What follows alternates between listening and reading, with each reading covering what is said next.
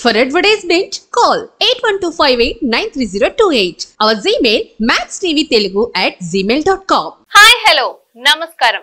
Welcome to Max TV. జ్యోతిష్కుడు వేణుస్వామికి హైదరాబాద్ లోని నాంపల్లి కోర్టు షాక్ ఇచ్చింది. ఆయనపై కేసు నమోదు చేయాలని పోలీసులకు ఆదేశాలు జారీ చేసింది.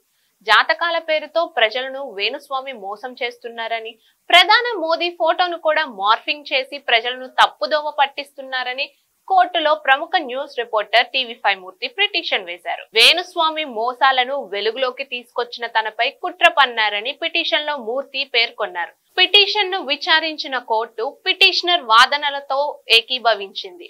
వేణుస్వామిపై కేసు నమోదు చేసి విచారణ జరపాలని కోర్టు జూబ్లీహిల్స్ పోలీసులను ఆదేశించింది. మరిన్ని అప్డేట్ న్యూస్ కోసం చూస్తూ ఉండండి మైక్స్ టీవీ.